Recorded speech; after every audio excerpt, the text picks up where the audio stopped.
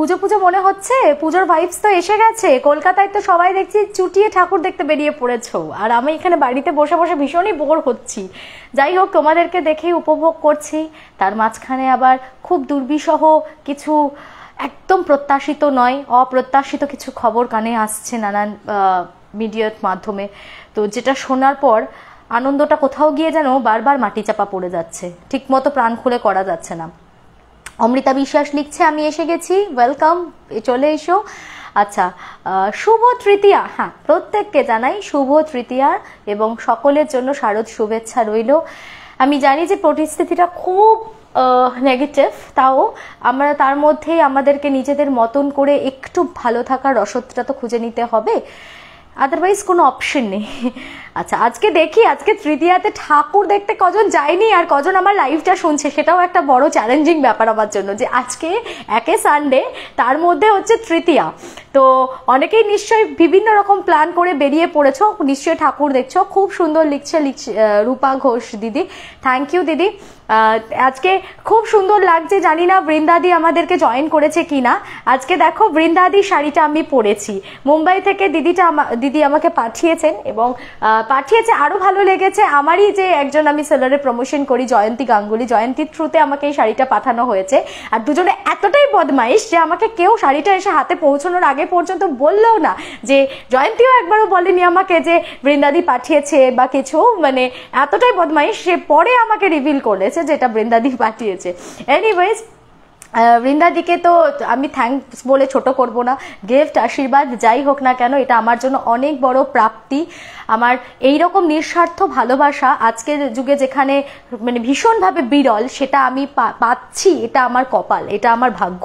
তো আমি সেই জন্যই ভাবলাম যে তৃতীয়া, কেউ তোমাকে ঠাকুর দেখতে নিয়ে যাচ্ছে না, কিন্তু কি করব, কিছু তো একটা করতেই হবে, চলো দিদি শাড়িটা পরেই আজকে উদ্বোধন করে ফেলি। আমার আজকে ইচ্ছা করছিল, পুজো পুজো একটা ভাইবস পাচ্ছি, সবাই ঠাকুর দেখতে যাচ্ছে, আমি ঠাকুর দেখতে নাই বা গেলাম, কিন্তু নতুন জামা পরবো না, এটা কি কখনো হয়?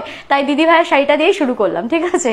আচ্ছা, কলকাতা মিস করছিস? ভীষণ মিস করছি, মিস করবো না বলো, কলকাতা মিস করবো না? আর আফটার অল আমার শহর, তো অবভিয়াসলি মিস করছি। এতদিনে মানে কিছু না হলেও অন্তত কলকাতায় থাকতে যেটা হতো, যে কলেজ স্কোয়ার বা সন্তোষ মিত্র স্কোয়ার, পাড়ার ঠাকুরগুলো তো দেখেই নিতাম, মোহাম্মদ আলী পার্ক, মানে সেন্ট্রালের পার্কটা তো অন্তত কভার করেই নিতাম, যেহেতু সেন্ট্রালে বাড়ি। তো ভীষণভাবে মিস করছি। এই সময়টা একটা বিশাল খারাপ লাগা, কলকাতার বাইরে থাকাটা একটা বিশাল খারাপ লাগা, সত্যি তাই। হাই শ্রেয়া, আমার ওয়াইফ সঙ্গীতা তোমার গল্প শোনে, গণেশ আদক লিখছে। ওকে, থ্যাংক ইউ, আপনিও আজকে জয়েন করেছেন তার জন্য থ্যাংক ইউ। খুব ভালো লাগলো, আপনারা দুজনেই শুনবেন এবং এনজয় করবেন, আশা করি আমার সাথে থাকবেন। গুড ইভিনিং লিখছে Ankita Das Majumdar, good evening, wow খুব সুন্দর লাগছে লিখছে মহুয়া বসাকদি, রেড শাড়ি। হ্যাঁ, এটা আমাকে কিন্তু বৃন্দাদি চয়েস করে পাঠিয়েছে এবং খুব সুন্দর দেখতে শাড়িটা, থ্যাংক ইউ।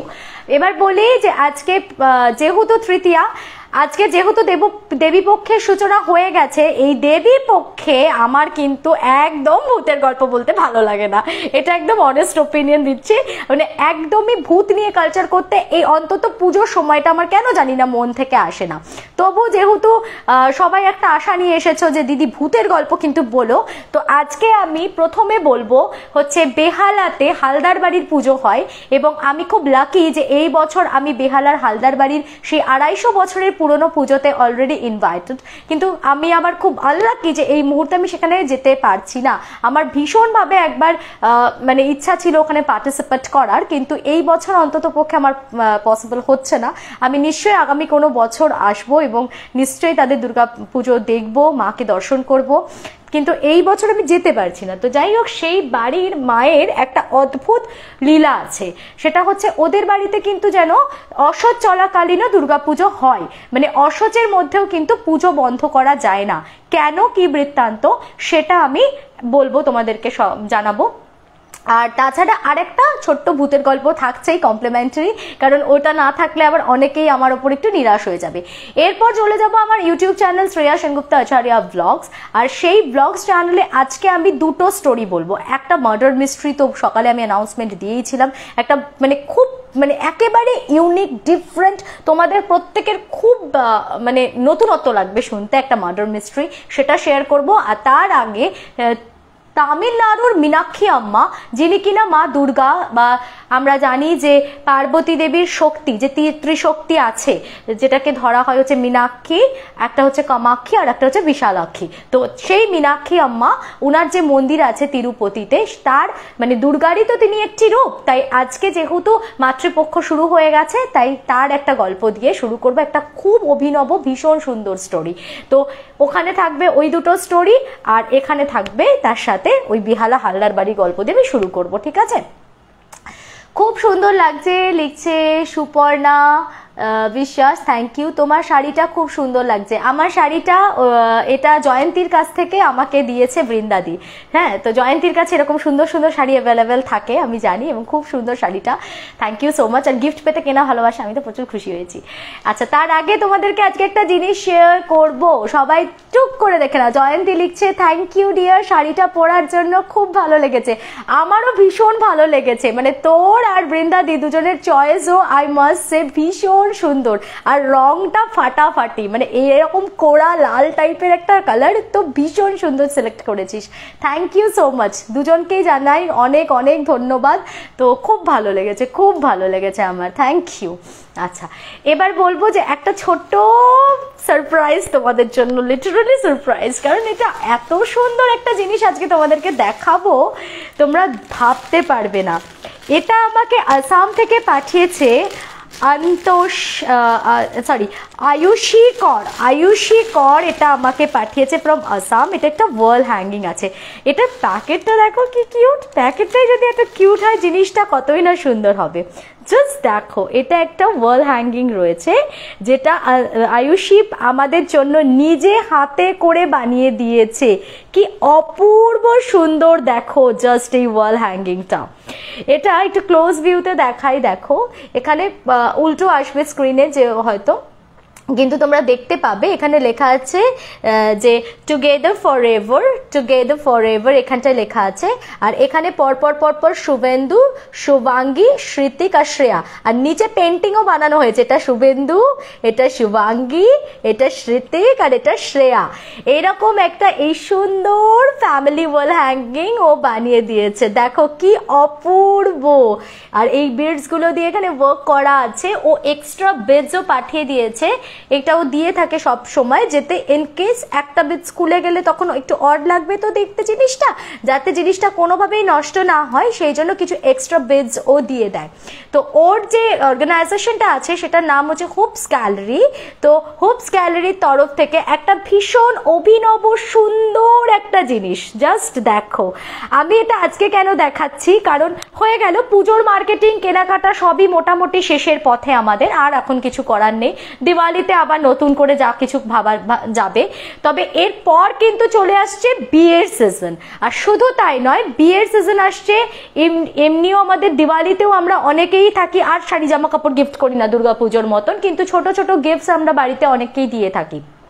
তো লাইক যদি কেউ দিওয়ালিতে কাউকে গিফট করতে চাও, কিংবা হয়তো বাড়িতে সামনে কারোর বিয়ে আছে, নভেম্বর, ডিসেম্বর, জানুয়ারি, ফেব্রুয়ারি পর পর বিয়ের মান যায়, তো এখন কিন্তু সবাই চাই একটু এক্সক্লুসিভ কিছু গিফট করতে। তো এরকম একটা গিফট কিন্তু বন্ধুদের বিয়েতে, বা ধরো খুব মানে আমি বলছি না এটা এমন কোনো বিয়েতে দেওয়া যাবে যেখানে তোমাদের বাড়ি থেকে হয়তো এমন সম্পর্ক যেখানে সোনা দানা দিতে হবে, বাট আদারওয়াইজ যারা ধরো বন্ধুদের সার্কেল থেকে দিচ্ছে, কিংবা হয়তো কোনো ফ্রেন্ডের বার্থডে আছে, আর এটা কিন্তু কমপ্লিটলি তোমার থিম বেসড ওয়ার্ক যাবে। এটা পুরোটাও স্টিচ ওয়ার্ক করেছে, যে স্টিচ ওয়ার্কের নিখুঁত বা নৈপুণ্যতাটা একবার দেখো, মানে অ্যামেজিং বলাটাও কম পড়বে, মানে এত সুন্দর নৈপুণ্যতাটা জাস্ট কাজের দেখো। ও পুরোটা এটা ওয়ামেন। তো এইটা একটা অসাধারণ পিস, মানে একটা এত সুন্দর গিফট আইটেমই আমি এটাকে বলবো, যেটা তুমি আরামসে যে কোনো অনুষ্ঠানে সুন্দর করে গিফট করা যায়, এবং যে পাবে সে যে ভীষণ খুশিটা হবে না বলার নয়। এটা কোনো ফ্যামিলিতে কারোর অ্যানিভার্সারিতে গিফট করা যেতে পারে, কোনো বাচ্চার বার্থডেতে গিফট করা যেতে পারে, কোনো কারোর অন্নপ্রাশন থাকলে ওকে যেরকম বলে দেওয়া হবে ও এই বেস থিমটা কিন্তু তার ওপরেই বানাবে। আচ্ছা, এটা হুপস গ্যালারি থেকে আমাকে পাঠানো হয়েছে। এটা আয়ুষিকর পাঠিয়েছে 8399059137 8399059137। এই নাম্বারে তোমরা আয়ুষীকে যোগাযোগ করবে, আয়ুষীর কাছে তোমরা এর ডিটেলসটা পেয়ে যাবে। আমি কেন কোনো প্রাইসটা বলছি না আখি, কারণ এটার প্রাইসটা হয় কি ডিপেন্ড করে ওয়ার্কের ওপরে, হ্যাঁ, কারণ এগুলো তো হ্যান্ডমেড জিনিস। এবার যেটার যত বেশি কাজ থাকবে তার তত বেশি মানে একটু মানে প্রাইসটা এদিক ওদিক হতে পারে। তো তোমাদের যাদের ভালো লাগছে মানে একটা স্ক্রিনশট নিয়ে রাখো। যদি তোমরা মনে করো আয়ুষীকে স্ক্রিনশট পাঠিয়ে বোঝাবে সেটা বলতে পারো, বা মুখে এক্সপ্লেন করে বুঝিয়ে 8399059137 এ কন্ট্যাক্ট করলে ও তোমাদেরকে ফার্দার ডিটেলসটা দিয়ে দেবে। আমি আর সেটা মেনশন করছি না। একটা অপূর্ব জিনিস, আর স্পেসিফিক্যালি আমার ক্ষেত্রে আয়ুষীকে একটা স্পেশাল থ্যাঙ্কস জানাই। আমার নিজের এটা খুব পছন্দ হয়েছে, মানে আমাদের চারজনকে একদম কি সুন্দর ও বানিয়েছে কাল্পনিকভাবে, আমার সেটাই সব থেকে খুব ভালো লেগেছে। এটা ভীষণ ভীষণ সুন্দর, ভীষণ সুন্দর। সো এই একটা খুব সুন্দর গিফট যেটা আমি পেয়েছি আয়ুষীর তরফ থেকে। এটা আসাম ডিব্রুগড় থেকে প্রবাবলিও পাঠিয়েছে আমাকে। ওকে, খুব ভালো হয়েছে, মানে ওর হাতের কাজ এত সুন্দর, মানে আমি এটা এক্সপেক্টই করিনি, জাস্ট আমার এক্সপেকটেশনের বাইরে যে এত সুন্দর নিখুঁত হাতের কাজও হতে পারে। শ্রেয়া, এটা কি শাড়ি একটু বলবে? এই তো এটা কি শাড়ি তো আমি বলতে পারবো না, এই শাড়ির সেলার এখানে বসে আছে। জয়ন্তী একটু কমেন্টে রিপ্লাই করে দে বাবা, আমি বলতে পারবো না এটা কি শাড়ি আছে। এটা অ্যাকচুয়ালি আমার জন্য সারপ্রাইজ, আমাকে বলেও নি। বৃন্দাদি ফ্রম মুম্বাই আর জয়ন্তী থ্রুতে আমাকে এটা পাঠানো হয়েছে।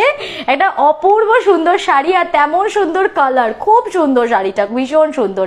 একটু ডিটেলসটা জয়ন্তী তুই যদি আছিস, বহুয়াদি চাইছেন একটু বলে দে। হ্যাঁ, আমি ঠিক জানি না এটা কি শাড়ি, বাট যাই শাড়ি হোক জিনিসটা পরে কমফোর্টেবল লাগছে, এবং যেমন কমফর্ট তেমন সুন্দর দেখতে, একদম মানে পারফেক্ট, যে কোনো মানে হালকা অকেশনের জন্য আরামসে পরে নেওয়া যায়। হাইদি ভাই কেমন আছো? আমার অনেক স্টোরি আছে ব্ল্যাক ম্যাজিকের। তৃষা জানা, তাহলে 8240840618 নাম্বারে তোমাদেরকে যোগাযোগ করতে হবে আর আমাকে ব্ল্যাক ম্যাজিকের স্টোরিগুলো শেয়ার করতে হবে। 8240840618। Good evening, happy Sunday. Debika লিখছে হ্যাপি সানডে, হ্যাপি তৃতীয়া, অনেক অনেক শারদ শুভেচ্ছা। এবার যাব হচ্ছে আজকের প্রথম গল্প, যেটা আমি বললাম যে বেহালার একটা গল্প। আজকে সেশনটা খুব ছোটই করব, কারণ আজকে জানি প্রত্যেকে এখন একটা পুজোর মরশুমে আমরা ঢুকে গেছি, তো পুজো ভাইবসটা চলে এসছে সবার মধ্যে। তো বেশিক্ষণ আর আমরা এখন অন্যান্য অ্যাক্টিভিটি লাইক ইউটিউব বা গল্প শোনার ক্ষেত্রে আমরা এখন বেশি প্রাধান্য এটাই দেবো যে মা দুর্গাকে দর্শন করব, বা প্যান্ডেল হপিং বা আদার্স আরো অনেক ব্যাপার স্যাপার আছে, কে কোন শাড়িটা পরবো, কি করব না করব, অনেক ব্যাপার থাকে তো মেয়েদের। তো কাজেই গল্পের সেশনগুলো আমি একটু ছোট করে দিচ্ছি। আর আমি কবে আসবো এখন আমি এশিওর করছি না, বাট আমি পুজো চলাকালীন ইন বিটুইন একদিন যে কোনো দিন আসবো, সেটা অষ্টমী হতে পারে, নবমী হতে পারে, যে কোনো দিন আসবো, এবং সেদিনকে যে গুটি কয় মানুষ আমার লাইভ জয়েন করবে তাদের জন্য একটা সারপ্রাইজ থাকবে। মানে সবার জন্য নয়, অফকোর্স আমি আমার গল্প বলার পরে একটা সেখান থেকে কোয়েশ্চেন করব, যে সবার আগে সঠিক উত্তর দেবে আমি প্রত্যেক বছরই তাকে কিছু না কিছু গিফট দিয়ে থাকি, তো এবছরও সেটার ব্যতিক্রম হবে না। তো যারা বাইরে ঠাকুর দেখতে যায় না, অনেকেই থাকে ঘরে থেকে বসে এমনি ইউটিউবে নানান রকমের ভিডিওস এনজয় করে, তো তাদের জন্য, বা যারা আসতে পারছে না পুজোয়, প্রবাসী বাঙালিরা বাইরে রয়েছে, তাদের জন্য মেবি এটা একটু অ্যাপ্রোপ্রিয়েট হতে পারে। অনেকে থাকে বাইরে থেকেও অ্যান্সার করলে কোনো অসুবিধা নেই, এখানে যদি কোনো রিলেটিভ থাকে বা কেউ থাকে তার কাছে প্রাইজ পাঠিয়ে দেওয়া যেতেই পারে, কোনো অসুবিধা নেই। কি সারপ্রাইজ দিই? প্রত্যেক বছরই দিয়ে থাকি আমরা, তুই হয়তো ফলো করেছিস কিনা আমি জানি না। আমরা মানে এই একটা মজা, মানে একটা গেম শো মতন করে দিই এই পুজো চলাকালীন। আচ্ছা আচ্ছা, আর কে কি লিখছে? শুভ শারদিয়াদি, খুব সুন্দর লাগছে তোমাকে, লিখছে সুপ্রিয়া। ওকে, এবার তাহলে আমি গল্পটাতে ঢুকছি, আর কথা আর একদমই বাড়ানো যাবে না কারণ অনেকটা সময় চলে গেছে। এটা আমাকে পাঠিয়েছে সৌরদীপ হালদার। তো সৌরদীপ আমাকে মেন যেটা হলো যে সেদিনকে আমাকে ফোন করে বললো যে দিদি ভাই তুমি একটু আসবে, আমাদের বাড়িতে এরকম তো পুজো হয় প্রত্যেক বছর, তো এই বছর তুমি এলে আমার খুব ভালো লাগবে। তা আমি বললাম যে বাবু আমি বিশ্বাস কর, যদি কন্টাই থেকে আমরা একটু আগে ফিরতাম এবং আমি যদি একটু সময় পেতাম আমি অবশ্যই আসতাম, কিন্তু খুব আনফর্চুনেট, বা আমার জন্য এটা ভীষণ একটা আনফর্চুনেট ব্যাপার যে আমি যেতে পারছি না। তখন আমাকে বললো ঠিক আছে, এবার এই বছরটা তো কোনোভাবেই আমার পক্ষে পসিবল হচ্ছে না, কিন্তু আগামী কোনো না কোনো বছরে আমি ডেফিনেটলি ট্রাই করব এই হালদার বাড়ির, বেহালার হালদার বাড়ির পুজো অবশ্যই আমি সেখানে পার্টিসিপেট করব। তো এই বাড়ির পুজোর একটা অদ্ভুত নিয়ম হচ্ছে যে আমরা তো জানি যে হিন্দুরা অসহ্য পড়ে গেলে আমরা পুজো আচ্ছা করি না, বা যাদের বাড়িতে যে পুজোই হয় না কেন যদি অসহ্য চলে, অসহ্য চলাকালীন কিন্তু কোনো পুজোই আমরা করতে পারি না। হালদার বাড়ির দুর্গাপুজো এটা প্রায় আজ থেকে 250 বছর আগেকার পুজো, কিন্তু সেই পূজা কিন্তু অসহ্য মানে কাল অসহ্য চলাকালীনও কেউ মারা গেলেও কিন্তু বন্ধ করা যায় না। এর জন্য আমাদেরকে এর অনেক আগের হিস্ট্রিতে চলে যেতে হবে। সেটা হচ্ছে সেই সময় নারায়ণ দেবনাথ যে জমিদার ছিলেন বেহালার, আচ্ছা বেহালার নামকরণ কেন বেহালা বলো তো? কারণ মানে এটা ধরা হয় যে ওই যে তোমার বেহুলা ছিল না, বেহুলা ভেলা নিয়ে বোধহয় সম্ভবত এখান দিয়ে ভেসে গেছিল, ওই বেহুলা ভেলা নিয়ে চলে গেছিল বলেই এই জায়গাটার নাম হচ্ছে বেহালা। ওই আস্তে আস্তে আস্তে ছোট হতে হতে সংক্ষিপ্তকরণ হয়ে এটার বেহালা হয়ে গেছে। ওই বেহুলা ভেলা নিয়ে এই পদ দিয়ে গেছিল। তো ওখানে সেই সময় নারায়ণ দেবনাথ যারা জমিদার ছিলেন তাদের কুলপুরোহিত ছিলেন অযোধ্যারাম কাঞ্জিলাল, এবং এই অযোধ্যারাম কাঞ্জিলাল তিনি অত্যন্ত একজন জ্ঞানী পণ্ডিত ব্যক্তি ছিলেন। উনি ধর্মজ্ঞান চর্চা করতেন, উনি নানা বিষয়ে পাণ্ডিত্য অর্জন করেছিলেন, এবং আস্তে আস্তে তার মানে সমস্ত কৃতকার্যে জমিদার মশাই এতটাই প্লিজড হয়েছিলেন, উনি এতটাই ওনার প্রতি প্রসন্ন ছিলেন যে ওখানকার বেহালা চত্বরের পশ্চিম ভাগের বেশ কিছুটা জমি উনি তখন ওনাদেরকে দান করেন। এবং শুধু তাই নয়, এই হালদার উপাধিটাও হচ্ছে উনারই দেওয়া। ওই নারায়ণ দেবনাথই অযোধ্যারাম কাঞ্জিলালকে হালদার উপাধি দিয়েছিলেন। তারপর থেকেই এই পরিবারের বংশ পরম্পরায় এই হালদার টাইটেলটাই ব্যবহার করা হচ্ছে। আচ্ছা, তো তখন থেকেই ওই পশ্চিম ভাগে বেহালাতে আরেকটা কথা বলি যে আগেকার দিনে কিন্তু এই জিনিসটা অহরহ দেখা যেত যে আগেকার পুরোহিত মশাইদের খুব যে বেশি প্রতিপত্তি ছিল, তাদের যে পারিশ্রমিক খুব বেশি ছিল তা কিন্তু নয়, তাদের দিন কিন্তু খুব দারিদ্রতাতেই কাটতো। কিন্তু তারা বড় বড় জমিদারদের বাড়িতে পুজো করাকালীন এইরকম বড় বড় বেশ অনেকটা অংশের জমি বলো বা অনেক প্রপার্টি ওনারা দান পেতেন। তো তারপরে আস্তে আস্তে কি হলো, পরবর্তীতে জমিদার বাড়ির পুজোর সাথে সাথে তাদের বাড়িতেও এই দুর্গাপূজার প্রচলন হয়, এবং দুর্গাপূজা শুরু হয়েছিল আজ থেকে প্রায় 250 বছর আগে। তো সেই পুজো চলে আসছে। এরপর তখন প্রায় ব্রিটিশ আমল শেষের দিকে হবে, বা ধরে নাও ব্রিটিশ আমল চলাকালীনই তখনকার ওনাদের একজন বংশধর যার নাম হচ্ছে হেমচন্দ্র হালদার। এই হেমচন্দ্র হালদার মহাশয়ের সময় একটা ঘটনা ঘটে। একবার ওনার ওয়াইফ মানে এই হেমচন্দ্র বাবুর ওয়াইফ ঠিক দুর্গাপূজার মাসখানেক আগে উনি মারা যান। তো উনি মারা যাওয়াতে তো সবাই বুঝলো যে এই বছর কাল অসহ্য পড়ে গেছে, আমাদের বাড়িতে তো আর দুর্গাপূজা করা পসিবল হবে না। তো ওই জন্য কেউ পুজোর কোনো প্রিপারেশনও নিচ্ছে না, সবাই সবার মতন, রিলেটিভসরাও জানে যারা দূর দূর থেকে, সমস্ত আত্মীয় স্বজনরা, তো এই সময় তো একটা পারিবারিক গ্যাদারিং হতো, তো ওখানে সবাই আত্মীয় স্বজনরা আসতেন, কিন্তু প্রত্যেকেই এবছর প্রিপেয়ার যে না আর তো এই বছর হালদার বাড়ির পুজো হবে না, যাওয়ারও নেই। তো ওই হেমচন্দ্র বাবুর ওয়াইফ মারা যাওয়াতে ওদের অসহ্য পড়ে যায়, এবং তাতে ওদের দুর্গাপূজা সেই বরের মতো বন্ধ হয়ে যায়। তো মহালয়া যেদিনকে হলো, মহালয়ার দিন রাত্রেবেলা হঠাৎ করে হেমচন্দ্রবাবু ঘুমোচ্ছিলেন, ঘুমোতে ঘুমোতে দেখছেন দুর্গা দালান থেকে একটা কুড়ে কুড়ে ঝুকরে ঝুকরে কান্নার আওয়াজ আসছে। তো উনি তো বেশ বিস্মিত হলেন, এবং বিস্মিত হয়ে উনি ওখান থেকে উঠে এসে একটা লণ্ঠন নিয়ে আসছেন, যত এগিয়ে দেখছেন ঠিক দুর্গা দালানে যে জায়গাটাতে দেবীর প্রতিমা স্থাপিত হয় সেই জায়গার ঠিক নিচটাতে মানে সামনের একটা সিঁড়ির ধাপিতে একটা ছোট্ট বাচ্চা মেয়ে ডুকরে ডুকরে বসে বসে ফুপিয়ে ফুপিয়ে কাঁদছে। তো স্বাভাবিকভাবে উনি আগেকার দিনের মানুষেরা না চট করে অন্যরকম কিছু চিন্তা ভাবনা করতেন না, উনি ছিলেন প্রচন্ডই সাহসী। উনি ভেবেছেন যে কোনো বাচ্চা মেয়ে কোনো বিপদে পড়ে সে কি এখানে আশ্রয় নিয়েছে। উনি গিয়ে আস্তে করে লণ্ঠনটা নিয়ে গিয়ে বলছেন যে মা গো, তুমি কে মা, আর তুমি এখানে আমাদের দুর্গা দালানে কি করছো? তুমি কি কোনো বিপদে পড়েছো? তুমি কি কোনো বিপদে পড়ে এখানে আশ্রয় নিয়েছো? কি চাও তুমি? যেই কথাটা বলেছেন সঙ্গে সঙ্গে না সেই বাচ্চা মেয়েটা, যার ফেসটা ছিল নাকি ফুল অফ ইনোসেন্স, একদম সারল্যের সাথে তার দিকে ঘুরে তাকায়, দেখছে তার দু চোখ দিয়ে মানে অশ্রু ঝরছে আর কি, ভীষণ কাঁদছে মেয়েটা, ফুপিয়ে ফুপিয়ে কাঁদছে, করে কাঁদছে। আর তখন যখন বলছে কি হয়েছে তোমার, কি হয়েছে বলো, তখন উনি হঠাৎ করে বলছে বাচ্চা মেয়েটা আদো আদো করে যে হেমু তুই আমায় এবছর ত্যাগ দিলি, তুই আমাকে পুজো করবি না। উনি না পুরো ছিটকে গেছেন যে এটা কি বলছে বাচ্চাটা, মানে কোনো অতটুকুনি কত হবে, 5-6 বছরের ছোট্ট বাচ্চা একটা মেয়ে। তো ওই 5-6 বছরের ছোট্ট বাচ্চা মেয়ে, বেশ এলোকেশি, তার লম্বা বেশ কোকড়া কোকড়া লম্বা চুল। তো সেই মেয়েটা ওনাকে হেমু বলে ডাকছে, ওনার নাম হচ্ছে হেমচন্দ্র। তো বলছে হেমু তুই আমাকে ত্যাগ দিলি, তুই আমাকে পুজো করবি না এবছর। তো তখন না উনি মানে কি করবেন উনি অবাক হয়ে গেছেন, এবং উনি সঙ্গে সঙ্গে বুঝতে পেরেছেন যে হয়তো মা এসেছে একটা অন্য রূপ নিয়ে। উনি ধপ করে মাটিতে বসে পড়েছেন, লণ্ঠনটা হাত থেকে পড়ে গেছে, এরকম হাত জোর করে উনিও না, সে মানে ওনার গলা থরথর থরথর করে কাঁপছে। উনি নিজে তখন বুঝতে পারছেন না কিভাবে রিয়াক্ট করবেন, যে উনি মানে ওনার ভেতরে কাজ করছে যে আমি এত সৌভাগ্যবান যে মা নিজে এসেছেন, আমাকে দর্শন দিয়েছেন, মা নিজে আমার হাতে পুজো চাইছেন। তো উনি তখন বলছেন মা আমি কি তোমাকে ত্যাগ করতে পারি, কিন্তু কি করব বলো, এবছর তো কালো শৌচ আমার তো স্ত্রী মারা গেছেন 1 মাস আগে, আমি কি করে পুজো করব। তখন উনি ফুপিয়ে ফুপিয়ে কান্না বন্ধ করে বলছেন ওরে তুই এটাও জানিস না, জগৎ জননী মায়ের পুজো করলে সব কালো শৌচ কেটে যায়, তুই আমার পুজো কর, যাই হয়ে যাক আমার পুজো বন্ধ দিবি না, তুই আমার পুজো করবি, দেখবি সব ঠিক হবে। তো ওই ঘটনার পর তারপর নাকি এই কথা বলেই উনি চোখের সামনে মিলিয়ে যান।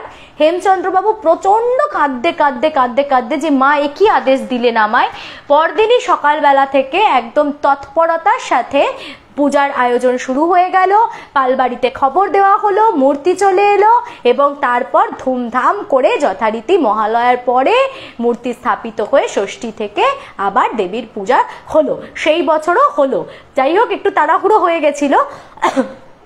সেই যে বিধি, সেই যে নিয়ম চালু হলো, তারপর থেকে আজ পর্যন্ত হালদার বাড়িতে যতই যা কিছু হয়ে যাক, মানে কেউ মারা গেলেও কাল অসজ পালন করা হয়, এটা বলাটা ভুল হবে, অসজ ওনারা পালন করেন, যে বাকি একাদশী করা বলো বা এমনি নিত্য পূজা অনেকে করে না, ঠাকুর ছোয় না, সেই সবগুলো অনেকে মেনটেন করে, বাট ওনাদের বাড়ির পুজো কিন্তু বন্ধ হয় না।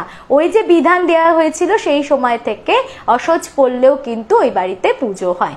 তো এই বছর তো আমি পার্টিসিপেট করতে পারছি না, তো স্পেসিফিক্যালি আমি ভীষণ আগ্রহী ওই মাকে দর্শন করার জন্য, আমি ভীষণ লাকি যে আমি সেখানে ইনভিটেশন পেয়েছি।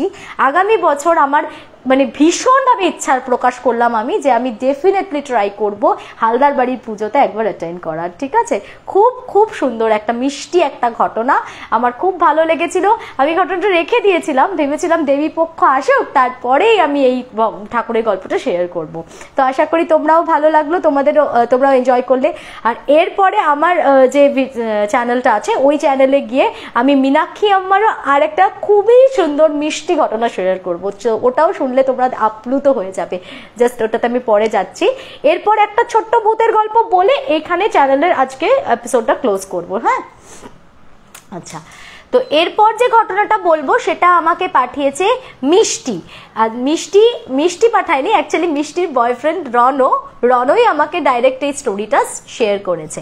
তো রনরা 2016 সালের একটা ঘটনা ও আমায় পাঠিয়েছে। 2016-এ ও তখন সবে এইচএস কমপ্লিট করেছে, করার পর ওর একজন বন্ধু আছে, বন্ধুর নামটা হচ্ছে সুব্রত। হ্যাঁ, সুব্রত বলে ওর একটা বন্ধু ছিল, যার বাড়ি হচ্ছে ঘাটাল থেকে প্রায় 1.5 ঘন্টা আরো ভেতরে ঢুকে সুলতানপুর বলে একটি জায়গা আছে, সেই সুলতানপুরে হচ্ছে ওর মামার বাড়ি। এবং বলছে 2016 সালের, আমি তোমাকে আপডেট দিচ্ছি দিদি, 2016 সালে আমরা যখন সুলতানপুরে গেছিলাম, বা আরো একটু ভেতরেই হবে, ওখান থেকেও আরো একটু ভেতরে হবে, বলে সে এমন প্রত্যন্ত গ্রাম, আমরা কিন্তু এখানে কখনো সেগুলো এক্সপিরিয়েন্স করিনি।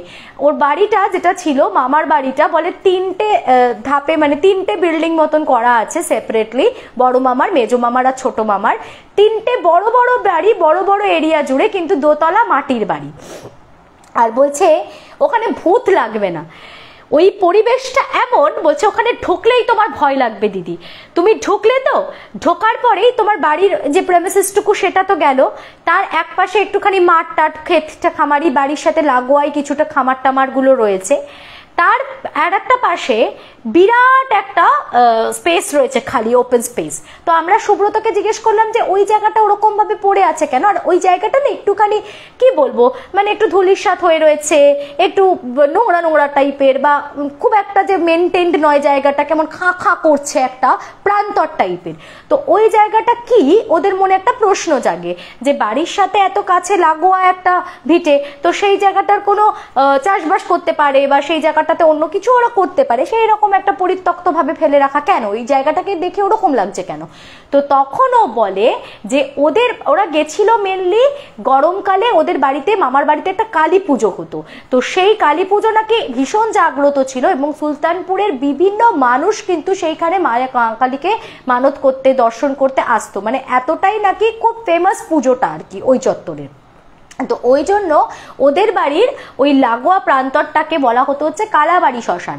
ওটা নাকি শ্মশান যেখানে কিনা মানে ওটা পারিবারিক শ্মশান, সুব্রতদের পরিবারেই যদি কারোর মৃত্যু ঘটে তার দাহ করা হয়। ওটা কিন্তু মানে ওই যেরকম বিভিন্ন, এটা বেশিরভাগই মুসলিমদের বাড়ির ক্ষেত্রে দেখা যায়, দেখবে প্রত্যেকটা মুসলিমদের বাড়িতে আগেকার দিনে আরো বেশি ছিল যে তাদের প্রত্যেকের কিন্তু পারিবারিক কবরস্থান থাকতো, ঠিক সেরকমই এটা একটা পারিবারিক শ্মশান যেখানে সুব্রতদের পরিবারের যদি কেউ মারা যায় একমাত্র তাদেরই দাহ করা হয়। তো ওই প্রান্তরটা ওই জন্যই ওরকম ভাবে পড়ে রয়েছে। তার পাশে বলছে একটা বিরাট বড় পুকুর যেন, আর সেই পুকুরের পাশে একটা বড় ঢিবি, ঢিবির পাশে একটা বিকট দেখতে বিশাল আকার বট গাছ, বলে পুরো জায়গাটা দেখলেই তোমার ভয় লাগবে, তোমাকে আর আলাদা করে ভূতের দরকার পড়বে না, মানে এমন খাখা খাখা করছে চারিদিকটা, ওরকম খালি খালি মানে প্রান্তর বা খামার ক্ষেত রয়েছে, তার সাথে ওই 3টে বাড়ি দাঁড়িয়ে রয়েছে, আর ওরকম ধুধু প্রান্তর, তারপর তোমার পুকুর, ওই রকম বিরাট আকারের একটা বট গাছ, সব মিলিয়ে বেশ থমথমে ব্যাপার। তা যেদিন ওরা গেল সেদিনকে মোটামুটি সন্ধ্যাটা তো ভালোই কেটে গেল। পরদিন সকালবেলা উঠে সুব্রত বলল চল একটা কাজ করি, ওদের ওই সুলতানপুর গ্রাম থেকে 2টো মানে গ্রাম পেরিয়ে গেলে একটা দাসপুর বলে গ্রাম পড়ে, তো সেখানে হচ্ছে সুব্রতর মাসির বাড়ি। তো তারা আবার ওকে ইনভাইট করেছে যে তোর বন্ধু বান্ধবরা এসছে কলকাতা থেকে শুনলাম, তো তোরা সবাই মিলে আমার বাড়িতে ঘুরে যা। এবার ওরা টোটাল গেছিল 8 জন, তো ওদের মধ্যে 3 জন গেছিল মেনলি যাদের ফটোগ্রাফির নেশায়। তো ওরা 3 জন বললো যে না আমরা এখানে ফটোগ্রাফি করতে এসেছি, আমরা 3 জন এখানটাতেই মানে থাকবো, এই চত্বরে আমরা দেখে নিয়েছি, মোটামুটি লোকেশন আমাদের খুব পছন্দ হয়েছে, আমরা এখানেই একটুখানি ওই নেচারের ফটোগ্রাফি করব, আমরা আর যাবো না দাসপুর পর্যন্ত। তো বাকি যে 5 জন ছিল ওরা বললো তাহলে আমরা ঘুরে আসি। এবার বলছে দিদিভাই কি বলবো, ওই যে সুলতানপুর থেকে দাসপুর যাওয়ার রাস্তাটা সেটাও যেন একটা বিভীষিকা, মানে কিরকম বলো তো, ধরো গ্রামে মানে 2টো গ্রাম মাঝখানে পেরোতে হবে, গ্রামের লোকালয়ের পোর্শন খুবই কম, ম্যাক্সিমাম পুরোটাই হচ্ছে তোমার ওই বাঁশঝাড়ের মধ্যে দিয়ে যেতে হচ্ছে। শুধু তাই নয়, মানে বাঁশঝাড় পেরিয়ে গিয়ে একটা সেই পুরোনো দিনের প্রাইমারি স্কুল, সেটাও পুরো ভেঙে পড়েছে, পরিত্যক্ত, তারপরে আলের রাস্তায় নেমে যাচ্ছে, আলের রাস্তা দিয়েও বেশ খানিকটা পথ যেতে হবে, মানে সে একদম গন্ডগ্রাম যাকে বলে সেই রকম। বলে এরকম এক্সপিরিয়েন্স তো আমাদের নেই, স্বাভাবিকভাবেই সকালবেলাতেই আমরা যখন হেঁটে যাচ্ছি 20 মিনিট আমাদের রীতিমতো গা ছমছম করছে। তো সুব্রত বলছে কোনো প্রবলেম নেই, চল কিছু হবে না। তো সুব্রত ছিল আর ওর সাথে বাকি 4 জন ছিল, রনও গেছিল ওর মাসির বাড়ি দাসপুরে। তো এরা কি করলো, থেকে গেল বাকি 3টে বন্ধু, ওরা বললো আমরা ফটোগ্রাফি করব, ওরা তো ওদের মতন নিজেরা থাকলো, আর বাকি 5 জন গেল হচ্ছে দাসপুর। যখন ওরা ফিরছে দাসপুর থেকে, এবার ফেরার সময় তখন বলছে যে অনেকটা সন্ধে নেমে গেছে। সন্ধে নেমে গেছে বলতে দাসপুর থেকে ওরা বেরোবে বলে ঠিক করেছিল মোটামুটি ওই 5:30 6টা এরকম সময় ওরা আর কি ওখান থেকে বেরোবে।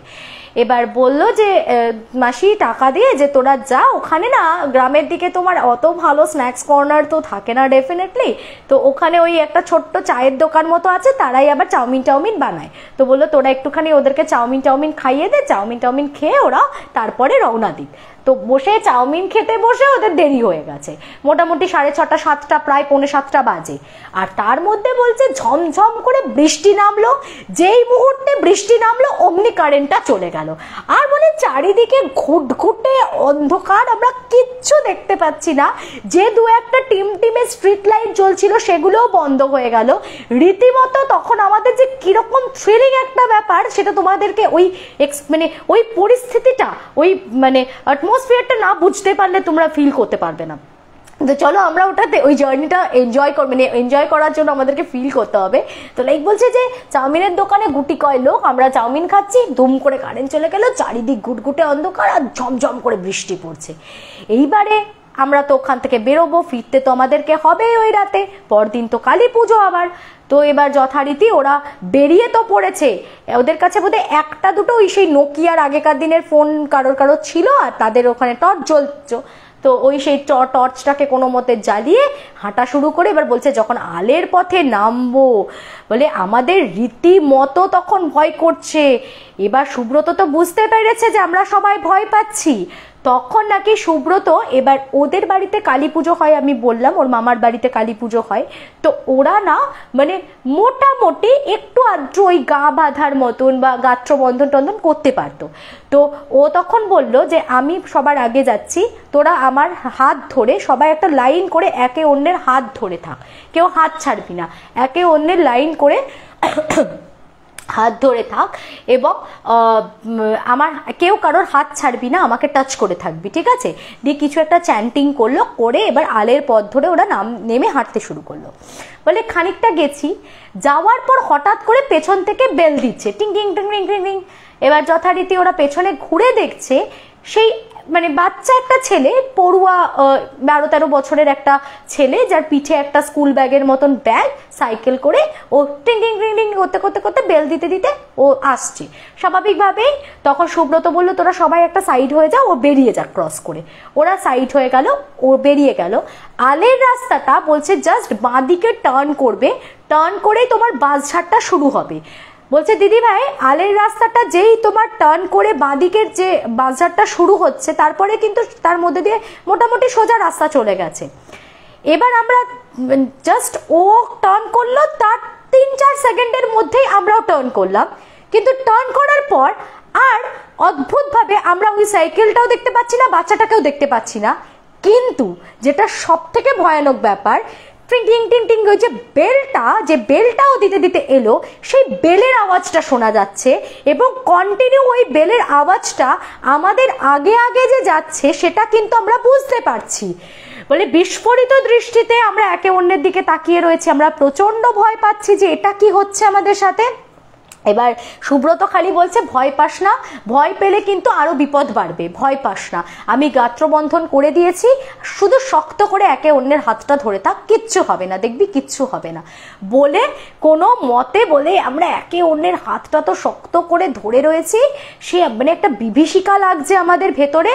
আর সমানে পরিষ্কার বুঝতে পারছি যে টিং টিং টিং টিং টিং টিং মানে যেরকম সাইকেলের বেল হয়, ওই বাচ্চাটা যে বেলটা দিতে দিতে ক্রস করলো আমাদেরকে, ওই বেলটা কন্টিনিউ বাজছে, কিন্তু আমরা সোজা সামনের পুরো রাস্তাটাতে কাউকে দেখতে পাচ্ছি না, কিচ্ছু দেখতে পাচ্ছি না, না আগে না পেছনে কেউ আছে, কিন্তু কন্টিনিউ ওই বেলটা কিন্তু বেজে যাচ্ছে, ওই বেলের আওয়াজটা কিন্তু পরিষ্কার আমরা শুনতে পাচ্ছি। বেশ, বলে আমরা তো মানে সেই কোনোভাবে ইষ্ট দেবতার নাম জপ করতে করতে সামহাও বাড়িতে এসে পৌঁছলাম। পৌঁছানোর পর আমরা রীতিমতো থরথর করে কাঁপছি। তো তখন সুব্রত বলছে এত ভয় পেলে হবে, তোমরা গ্রামে এসছো ঘুরতে সাথ করে, তা গ্রামে এরকম অনেক কিছুই হবে, অনেক কিছুই ঘটবে, অনেক কিছুই দেখতে শুনতে পাবে, এত ভয় পেলে চলবে না, তোমরা রিল্যাক্সড হও, কিচ্ছু হবে না, গাত্রবন্ধন করা ছিল, কারোর সাথে কিচ্ছু হবে না, আর তাছাড়াও কালকে সকালবেলা একবার ঝাড়ফুঁক করে দেওয়া হবে। তো ওদের মামারাই ওই একটু আদ্র ঝাড়ফুঁক জলপোড়া এগুলো দিতে দিতে পারতো। যাই হোক, তো ওরা ফ্রেশ হয়ে রাত্রেবেলা ডিনার করে যে যার মতন তো শুতে গেছে। আর ওই যে 3টে বন্ধু ছিল ওরাও চলে এসেছে, ওরাও সারাদিন ধরে নাকি ঘুরে ঘুরে ফটোগ্রাফি করেছে, ওরাও বেশ নিজেদের মতন করে এনজয় করেছে, ওদের অভিজ্ঞতাও কিছুটা ওরা ডিসকাস করছিল, রাত্রেবেলা গল্প টল্প হচ্ছিল। এবার যে 3জন ফটোগ্রাফির জন্য গেছিল তাদের মধ্যে একটি ছেলে হঠাৎ করে মাঝরাতে ভীষণ গোঙাচ্ছে। এবার এইভাবে ও গোঙাচ্ছে। এবার ও শুয়েছিল হচ্ছে একদম জানলাটা যেখানে তার পাশটাতে, আর ওর পাশে সায়ন বলে একটা ছেলে শুয়েছিল। সায়ন না এরকম উঠে বসেছে, উঠে বসে ও হাঁ করে জানলার দিকে তাকিয়ে আছে। এবার ওই গোঙানির আওয়াজ শুনে বাকি বন্ধুরাও কয়েকজন উঠে পড়ে বলছে কি হয়েছে রে, কি হয়েছে, ওর ওরকম গোঙাচ্ছে কেন? তখন সায়ন না ওদের দিকে একবার তাকিয়ে এরকম সোজা আঙ্গুল দিয়ে খালি জানলাটাকে নির্দেশ করছে। তো বলছে কি আছে জানলায়, কি আছে? সায়নের বক্তব্য অনুযায়ী সায়ন নাকি দেখতে পাচ্ছিল যে একটা মানে মহিলা অবয়বের মতন কিছু একটা যেন ঠাঁই মনে হচ্ছে জানলায় দাঁড়িয়ে আছে। আর ওইভাবে ওই ছেলেটা যে একদম জানলার ধারে শুয়েছিল সেই ছেলেটা ভীষণ গোঙাচ্ছে। এবার যথারীতি ওই অবস্থাতে তো কি করবে, সুব্রত তাড়াতাড়ি মামাদেরকে ডাকলো। তো মামারা আসে, মামারা এসে ওদের যেটুকুনি বাসমে তো ওইটুকুনি জল পোড়া দিল কিংবা হাতে একটু ঝাড়ফুঁক করিয়ে দিল, করিয়ে দিতে না ও আস্তে আস্তে একটু শান্ত হলো, ও ঘুমিয়ে পড়লো। তো আর তারপর সবাই শুয়ে পড়েছে, কেউ বললো যে ঠিক আছে কিছু হয়তো হাওয়া বাতাস লেগে গেছিল। পরদিন সকাল থেকে তার ধুম জ্বর, মানে এত জ্বর সে মাথা তুলতে পারছে না, কিছুতেই তাকে জ্বর ছাড়ানো যাচ্ছে না। প্যারাসিটামল টেটামল যেটা বেসিকটা তো দেওয়াই যায় সেটা দিয়েছে বাড়িতে, কিছুতেই কিছু হচ্ছে না।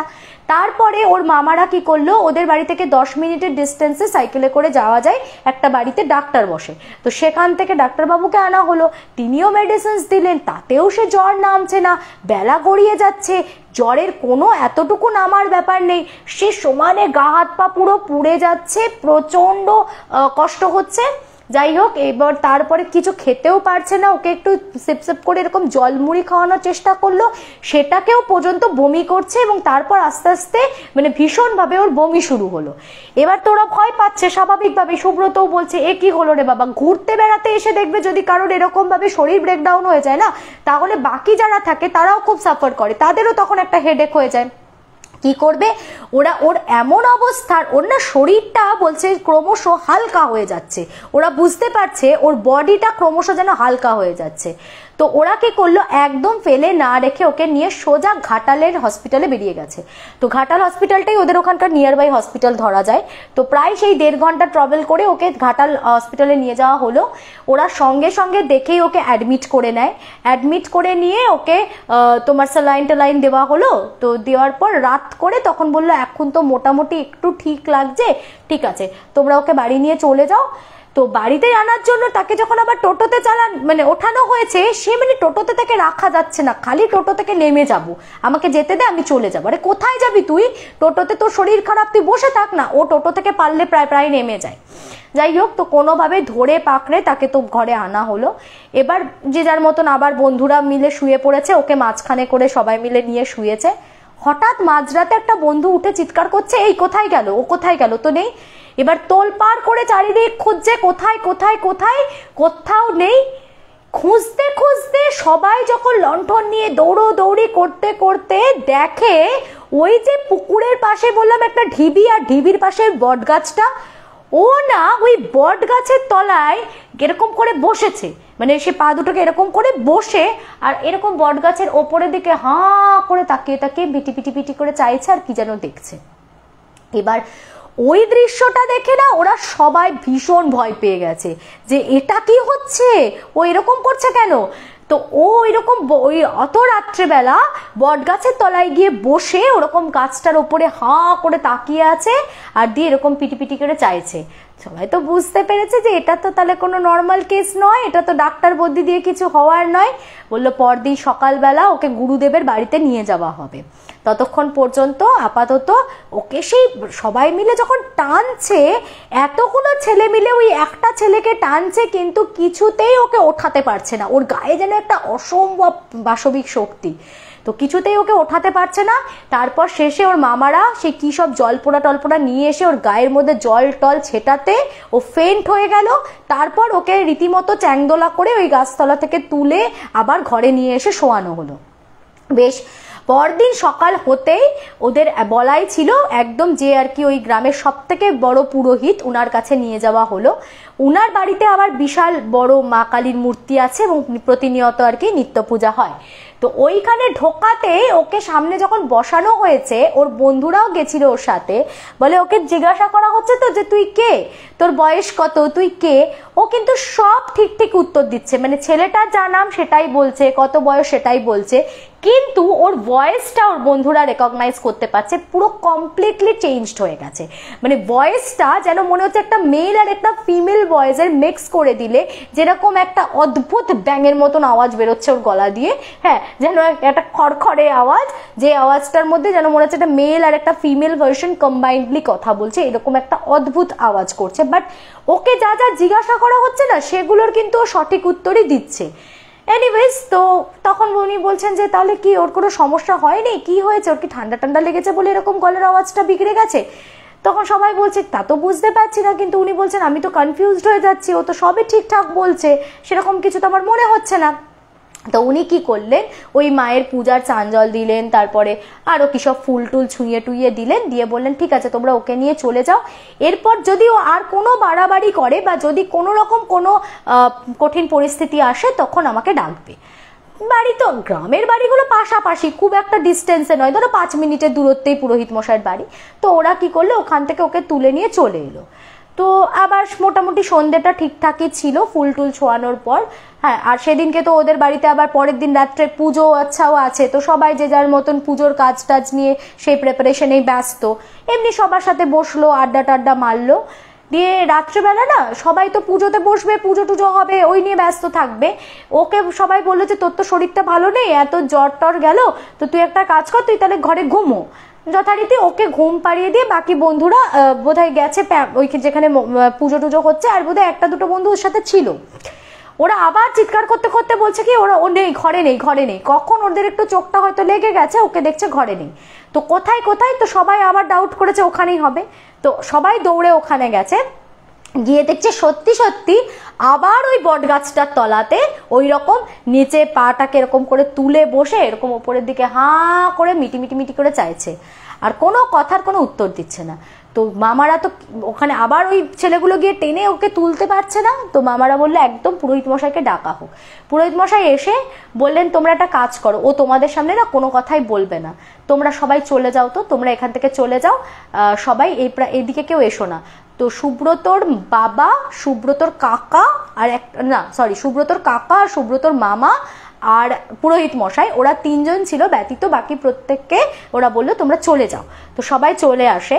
তারপরের পার্টটা রণ বলছে যে দিদিভাই আমরা আর চোখে দেখিনি কেউ, কারণ ওখানে খালি সুব্রতর মামা কাকা আর ওই পুরোহিত মশাই ছিলেন, আমরা তো আর ছিলাম না।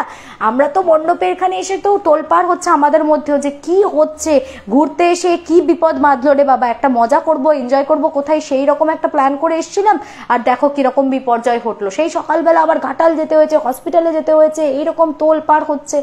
তো বলছে যে তো ভালো লাগছে না ওদের কারোর, যে এই 2 দিনের জন্য থাকছি, 2 দিনে এত এইরকম দৌড়ঝাঁপ করতে ভালো লাগে নাকি একজনকে নিয়ে এত ব্যতিব্যস্ত হয়ে পড়তে।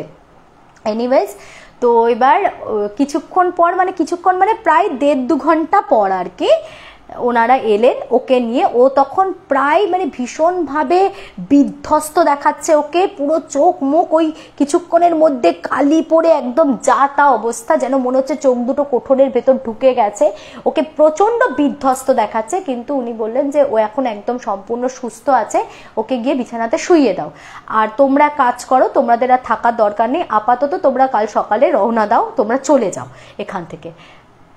যেটা পরবর্তীতে ওই মামা বা কাকার থেকে জানতে পেরেছিলেন ওরা, যে সুব্রতর একটি বোন ছিল, যে বোনটা নাকি কদিন আগে ওই গাছে, মানে বছর 1.5-2 আগে হবে এরকম, যে দিন ঘটনাটা ঘটেছে তার বছর 1.5-2 আগে, সে নাকি ওই বটগাছটার ওপর থেকে মানে গলায় দড়ি দিয়ে ফাঁস লাগিয়ে ঝুলে আত্মহত্যা করেছিল। যখন পরে ওকে জিজ্ঞাসা করা হয়েছে তখন কেউ ওর বন্ধুরা ছিল না, ওই যখন দ্বিতীয়বার পুরোহিত মশাইকে ডাকা হলো, সবাই চলে যাওয়ার পর যখন শুধু ওর মামা আর কাকা ছিল, তখন নাকি ও স্বীকার করেছে যে ওই যে বোনটা ছিল ওর আত্মাটাই ওকে ধরেছে। ও নাকি কনফেশন দিয়েছে, প্রথমে নাকি সে কিছুতেই ছাড়তে চাইছিল না, তারপরে যেরকম ট্রেডিশনাল মেথডে হয় যে ঝাড় ফুঁক করে জুতো ঝাঁটা মেরে টেরে যেরকম করে আর কি ভূত ছাড়ায়, সে সব কিছু প্রসিডিওর হয়তো ওরা করেছে, করে ফাইনালি ওকে ছাড়ানো গেছে। কিন্তু তবু পুরোহিত মশাই বললেন যে তোমরা রিস্ক নিও না, তোমরা কিন্তু ওখান থেকে চলে যাও। তো ওরা তারপরে ওখান থেকে পত্রপাঠ বলে বাবা কালকে সকালটা হলে আমরা এখান থেকে বিদেয় হলে বাঁচি, ছেলেটা সুস্থ থাকুক, এবং ওরা পরদিন ভোরবেলা ওখান থেকে সকলে মিলে চলে আসে। তারপর এখনো পর্যন্ত আর কারো সাহসে কুলোয়নি। ওই ঘটনার পর আর কখনোই, বারবারই ওরা বলে যে মা এরকম ওদের বাড়ি কালী পুজোতে যাওয়ার জন্য, কারণ ওই টাইমটা তো সামার টাইমে ভ্যাকেশন থাকে, স্কুল টুল ছুটি থাকে, বা মানে ওরা যদিও ছোট না, কেউ স্কুল টিচার আর কি, সেই হিসেবে বলছি যে স্কুলের টিচার ফিচার আছে যারা, বা কলেজের টিচার যারা, প্রফেসর ওই টাইমটা একটু ভ্যাকেশন থাকে, তো ওদের একটু সুবিধাই হয়। কিন্তু বলছে যে ওই টাইমে আমরা যে যাবো, মানে ওই টাইমটাতে আর আমাদের মানে মনের মধ্যে এমন ভয় ঢুকে গেছে, আমরা আর ওখানে মানে রীতিমতো ভয় লাগছে। তো তারপরে আবার কথা বলতে বলতে রণ আমাকে বলছে যে এবার দিদিভাই আমি ভাবছি যে অনেকদিন তো হয়ে গেল, এবার একদিন যাব, এবং এর পরের বছর গিয়ে দেখবো যে জায়গাটা ডেভেলপ করেছে কিনা বা কিছু। বাট আমরা যেবার গেছিলাম সেইবারে কিন্তু মানে মারাত্মক অভিজ্ঞতা, বলে সব থেকে ভয় লেগেছে ওরকম মাঝরাতে ফার্স্ট টাইম যখন বেরিয়ে গিয়ে দেখলাম না, ওরকম হাঁ করে বট গাছটার তলায় বসে রয়েছে, চারিদিক ওরকম ধুধু প্রান্তর, ভাবো তুমি ওটা শ্মশানের ধারে, ওই শ্মশানের পাশে ও ওরকম অন্ধকারের মধ্যে হাঁ করে বসে এরকম চোখ বড় বড় করে পুরো বট গাছটাকে ঘুরে ঘুরে ঘুরে ঘুরে দেখছে। মানে এর থেকে ভয়ঙ্কর অভিজ্ঞতা বোধহয় আমার জীবনে আর নেই। যদিও ও কেউ কথা বলে আমার যেটা মনে হলো যে প্রচন্ড নির্ভীক এবং খুব মানে সাহসী ডেসপারেট ছেলেরা যেরকম হয় আজকালকার সেরকমই, তো ও বলছে আমি রীতিমতো ভয় পেয়েছি। আচ্ছা, কি লিখেছে, আহারে বেচারা মেয়েটি তো বেচারা, কিন্তু এটা তো অনেকেই বোঝে না যে সুইসাইড কিন্তু মানে আত্মহত্যা মহাপাপ। তো অনেকেই অনেক কষ্ট দুঃখ সবকিছু থাকবে জীবনে, কিন্তু ওই জায়গাটা আবার আত্মহত্যা করাটা খুব একটা সহজ কাজও নয়। তোমার এক্সপ্রেশনগুলো আরো ভয় পাইয়ে দেয় অনেকটা। জাস্ট ইম্যাজিন করবি, যখন আমি কোনো এক্সপ্রেশন দিই যেটা বলবো সেটাকে ইম্যাজিন করবি, তাহলে ভয়টা পাবি।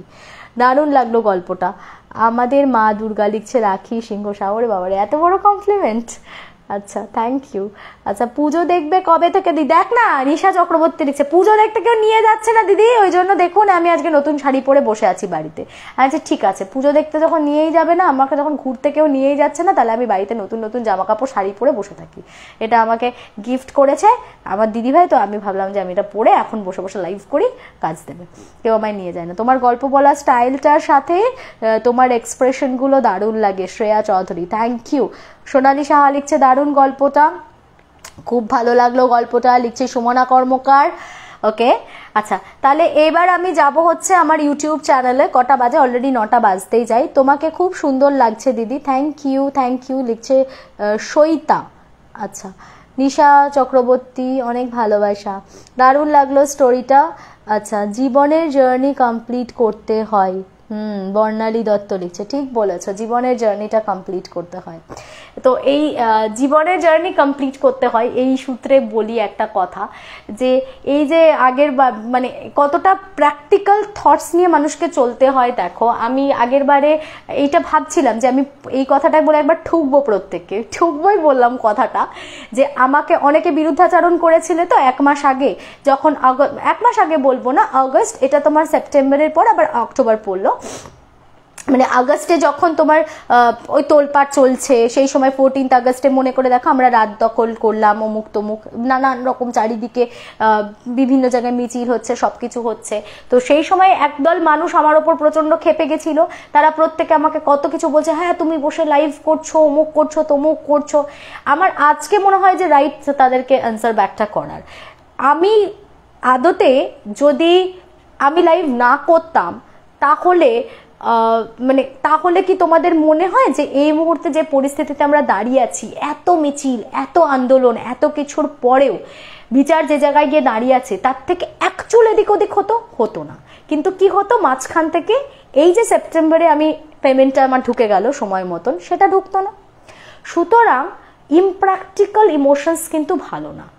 এটাতে কি হলো, আর তোমরা যারা আমাকে গলা উঁচিয়ে উঁচিয়ে চিৎকার করে বলছিলে এই সময় ভালো লাগছে লাইভ করতে, ভালো লাগছে শাড়ির প্রমোশন করতে, তোমাদের কি ভালো লাগছে কি লাগছে না জানি না। আমার এন্ড অফ দ্য মান্থে যখন দেখলাম পুজোর আগে টাকাটা ঢুকলো, তখন বেশ ভালোই লাগলো।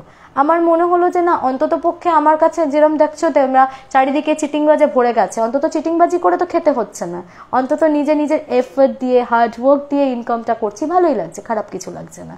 তো মাসের শেষে টাকাটা ঢুকতেও না। আর তোমরা কিন্তু যারা গলা উঁচিয়ে উঁচিয়ে আমাকে এত জ্ঞানের ভান্ডার উজাড় করে দিচ্ছিলে, তারা কেউ 1 পয়সা দিতে না, ঠিক আছে? ওই জন্যই বললাম যে যার যেটা করবে মনে করবে, ডেডিকেটেডলি করবে। কে কি বললো একেবারে কানে তোলার কোনো প্রয়োজন নেই। সেই সময় অনেক সেলাররাও আমাকে বলেছিল, দিদি আমার লাইভ করতে রীতিমতো ভয় লাগছে। অনেকে এটাও বলেছিল যে তোমার লাইভ দেখে ইন্সপায়ার্ড হয়ে লাইভ করতে বসে গেছি, এবং তুমি যেরকম ভাবে বলেছো ওইভাবেই অ্যান্সার ব্যাক করেছি যে আমার না করলে আমার চলবে না। তো মাসের শেষে টাকাটা কিন্তু ওরা দিত না, তো কাজেই আমাকে এটা করতেই হতো। এটা হচ্ছে, আমি বললাম না যে ওই জজবাতি হয়ে আমরা অনেক কথা বলতে পারি, অনেক আবেগ দেখাতে পারি, কিন্তু যে আবেগ ভ্যালুলেস সেই আবেগের অ্যাকচুয়ালি কোনো মানে মূল্য না থাকলে সেই আবেগ দেখাবো কেন? হাই দিদি, ফার্স্ট টাইম তোমার লাইভ জয়েন করলাম, লিখছে সায়ন্তী পল, প্লিজ আমার নামটা নাও। ওকে সায়ন্তী, তোমার নামটা নিয়ে নিয়েছি। আচ্ছা, একদম ঠিক কথা। আজকে আরো কয়েকটা এক্সাম্পল দেবো। আজকে চলো ওই ইউটিউবে আজকে একটু গল্প করব, হ্যাঁ, মানে লাইভ গল্প হয়ে যাওয়ার পরে কয়েকটা গল্প করব। আগের দিন তো আমি নিজে আমার সঙ্গে কি হয়েছে সেটা বলেছি। অনেকে তোমরা বলেছো মেয়েটিরও নাম বলার দরকার ছিল, হয়তো ছিল, সেটাও কোথাও জানো তো সেই যে সফট কর্নার ভালোবেসেছিলাম তো একটা সময়, মানে খুব আন্তরিকভাবেই তাকে হেল্প করেছিলাম, তো কাজেই সেই জায়গাটা থেকে হয়তো বলতে পারিনি। তো এই রকম আরো বেশ কিছু, মানে কত রকমের এই পুজোর আগে ফ্রড হয়েছে, কতজন আমাকে তারপরে ফোন করে কত রকমের অভিজ্ঞতা শেয়ার করেছে, চলো আমি ইউটিউবে বলবো। আচ্ছা, তোমার সব বিষয়ে দৃষ্টিভঙ্গি খুব হাটকে, দারুণ লাগে। রুমা ব্যানার্জি, হাটকে নয়, তবে আমি কিছুটা হলেও আমার বয়স আন্দাজে একটু হলেও দূরদৃষ্টি সম্পন্ন, এটা অনেকেই বলে থাকে, বা আমি অ্যাকচুয়ালি, কারণ আমার ওইসব শুনে কোনো লাভ হতো না। মানে মাসের শেষে আমার টাকাটা আমাকেই আর্ন করতে হবে, আমি ওই লোকের বচন শুনে কি করব? তো আমাকে বললেও আমার কিছু যায় আসে না, না বললেও যায় আসে না। তো এখন ওই জন্য বললাম যে আমার যখন এই সেপ্টেম্বরে টাকাটা ঢুকলো তখন I am feeling good, I am feeling confident যে না ঠিক আছে, চলো পুজোটা আমার ভালো কাটবে। কারণ সেটা না হলে আমি তো কোনোদিন অভ্যস্ত নই না ওইভাবে যে আমার সবসময় হাজব্যান্ডের কাছে বেগিং করছি, বাবা মাকে বেগিং করছি যে দাও গো দাও গো দাও গো, আমি কেন ওইভাবে চালাতে যাব? তো কারোরই কোনো কাজের সাথে, নিজের কাজের সাথে কোনো পরিস্থিতিতেই কম্প্রোমাইজ করা যায় না, সেটা করতে নেই। সেই বোধটা, যে চেতনা বোধটা যদি না থাকে নিজেদের মধ্যে, তাহলে খুব মুশকিল। সুতরাং এমন আবেগ অবশ্যই আমরা দেখাবো না যে আবেগটা ভ্যালুলেস, যেটাতে আলটিমেটলি নিজের ক্ষতি ছাড়া কিছু হবে না। তো মাসের শেষে আমার টাকাটা ঢুকতো না, আর সেটাই ঢুকলো। এন্ড অফ দ্য ডে আমার লাইফ করে এটাই হলো। আমার জন্য আলটিমেট বিচার সভায় কিন্তু কোনো চিল পরিবর্তন আসতেও না, আসেও নি, আসবেও না। আচ্ছা, ভীষণ প্র্যাকটিক্যাল অ্যাকচুয়ালি, ঘটনাগুলো শুনে মন ভালো হয়ে গেল, লিখছে শান্তনু দাস। তোমাকে খুব কিউট লাগছে, থ্যাংক ইউ। আচ্ছা ঠিক আছে, তাহলে চলো এবার আমরা ইউটিউবে যাই। যারা এখানে শুনছো তাদেরকে বলি শ্রেয়া সেনগুপ্ত আচার্য ব্লগস, ওটা আমার ইউটিউব চ্যানেল। চলো ওখানে গিয়ে আমি তোমাদেরকে আরো স্টোরি শেয়ার করছি। হ্যাঁ চলো।